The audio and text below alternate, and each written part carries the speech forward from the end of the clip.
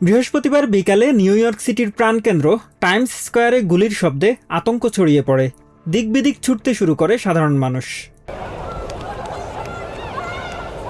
NYPD জানায়, বিকাল আনুমানিক ৩টা ৪০ দিকে ব্রডওয়ের ওয়েস্ট 45th স্ট্রিট ও 8th অ্যাভিনিউয়ের মাঝে একদল ব্যক্তির মধ্যে কথা কাটাকাটির জেরে ব্যাপক মারামারি শুরু হয়। এই হট্টগোলের মধ্যে ২৬ বছর বয়সী এক ব্যক্তিকে ছুরিকাঘাত করা হয়। তাকে দ্রুত বেলভিউ হাসপাতালে নিয়ে যাওয়া হয় এবং বর্তমানে তার অবস্থা স্থিতিশীল রয়েছে।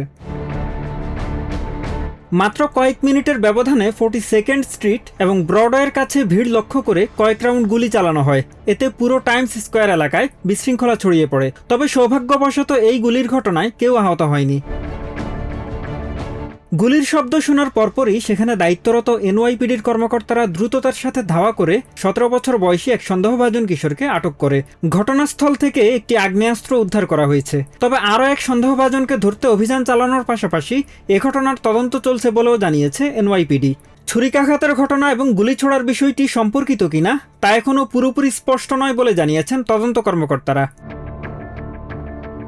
অন্যদিকে ব্রঙ্কসের ইউনিভার্সিটি হাইটস এলাকায় বন্দুক হামলায় ২ জন আহত হয়েছেন। বৃহস্পতিবার দুপুরে 183rd স্ট্রিটে এই ঘটনা ঘটে বলে জানিয়েছে পুলিশ। এনওয়াইপিডি জানিয়েছে, ঘটনাস্থল থেকে ৭৯ বছর বয়সী এক নারীকে পায়ে গুলিবিদ্ধ অবস্থায় উদ্ধার করে হাসপাতালে ভর্তি করা হয়েছে। এছাড়াও ২৬ বছর বয়সী এক যুবককে পায়ে গুলিবিদ্ধ অবস্থায় উদ্ধার করা হয়। তদন্ত কর্মকর্তাদের ধারণা, ওই যুবক নিজেই ২ ব্যক্তিকে লক্ষ্য করে ৩ রাউন্ড গুলি চালিয়েছিলেন, যার একটি ওই নারী পথচারীর পায়ে গিয়ে লাগে। এছাড়া তিনি নিজেও দুর্ঘটনাবশত গুলিবিদ্ধ হন। এই ঘটনায় স্থানীয় বাসিন্দারা ক্ষুব্ধ প্রতিক্রিয়া ব্যক্ত করেছেন। সুজান গ্রোভার নামে এক নারী জানান, এই এলাকায় অপরাধ বৃদ্ধি নিয়ে তিনি উদ্বিগ্ন। Mahmudul Hasan, TVN 24 news desk.